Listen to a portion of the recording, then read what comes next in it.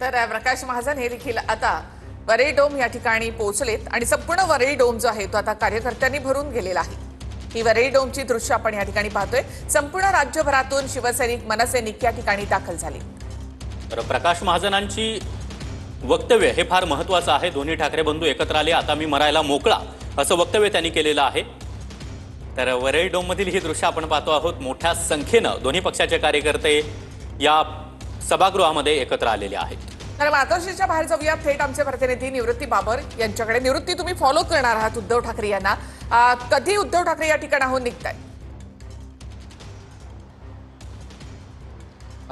नक्कीच आपण जर पाहायला गेलं तर सर्वांचं लक्ष जे आहे ते मेळाव्याकडे लागलेलं आहे, परंतु अजून उद्धव ठाकरे जे आहे ते निघालेले नाहीत। थोड्याच वेळामध्ये उद्धव ठाकरे जे आहेत ते वरळीच्या दिशेने निघतील। 11च्या नंतर जे आहे ते उद्धव ठाकरे वरळीच्या दिशेने निघणार असल्याची माहिती आहे आणि दोन्ही भाऊ त्याच वेळी जे आहे ते एकाच मंचावर आलेले आपल्याला पाहायला मिळते। एकंदरीत जर आपण पाहिलं तर 11च्या नंतर उद्धव ठाकरे आणि आदित्य ठाकरे एकत्रित जे आहे ते वरळी डोमच्या दिशेने निघणार आहेत आणि नंतर उद्धव ठाकरे एकंदरीत काय संबोधित करणार याकडे खरं तर सर्वांचं लक्ष लागल्याचं आपल्याला सर्वांना पाहायला मिळतंय। आपण जर पाहायला गेलं तर हिंदी सक्तीचा GR रद्द झाल्यानंतर स्वतः उद्धव ठाकरे जे आहेत ते आंदोलनामध्ये देखील सहभागी झाले होते आणि त्याच दिवशी संध्याकाळी हिंदी सक्तीचा GR रद्द केल्यानंतर संपूर्ण हिंदी सक्तीचा GR रद्द केल्यानंतर त्यांनी मेळावा होणार अशी माहिती जी आहे ती उद्धव ठाकरे यांनी स्वतः दिली होती। त्यानंतर दोन्ही भाऊ जे आहेत ते एकत्रित येणार आहेत। राज ठाकरे आपण जर पाहायला गेलं तर थोड्याच वेळात निघतील, त्यानंतर उद्धव ठाकरे निघणार आहेत। त्यानंतर डोममध्ये पोहोचल्यानंतर सुरुवातीला राज ठाकरे यांचं भाषण होईल अशी सूत्रांची माहिती आहे। त्याच्यानंतर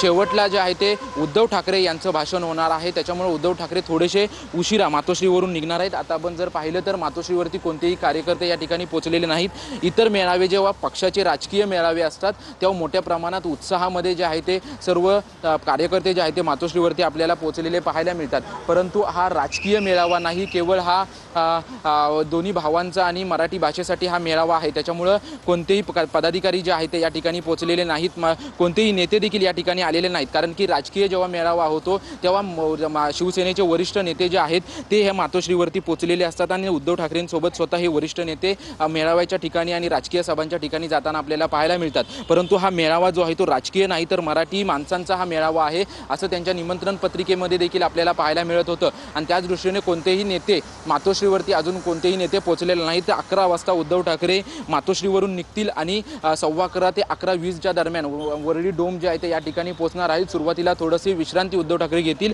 आणि त्यानंतर मेळाव्यामध्ये सहभागी होतील। सुरुवातीला काही प्रादेशिक पक्षांचे जे नेते आहेत ते नेते त्या ठिकाणी भाषण करतील, परंतु उद्धव ठाकरे राज ठाकरे यांच्या सोबत ज्यावेळेस बसणार आहेत त्यावेळेस नक्की दोन्ही भावांचं भाषण कशा पद्धतीने असणार, खरं तर याकडे सर्वांचं लक्ष लागलेलं आहे। कारण की राजकीय मतभेद विसरून हे दोन्ही भाऊ जे आहेत ते एकत्रित येणार आहेत आणि मराठी भाषेच्या मुद्द्यासाठी खरं तर हे दोन्ही भाऊ एकत्रित येत आहेत। त्याच्यामुळे नक्की उद्धव ठाकरे काय मार्गदर्शन करतात हे पाहणं महत्त्वाचं असेल, कारण की आगामी स्थानिक स्वराज्य संस्थांच्या देखील निवडणुका आहेत।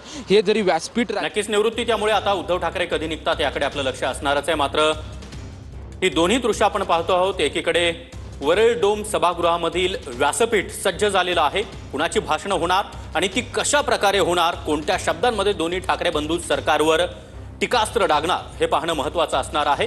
तर आवाज मराठीचा एवढा एकच शब्द या संपूर्ण सभागृहामध्ये आपल्याला पाहायला मिळतोय।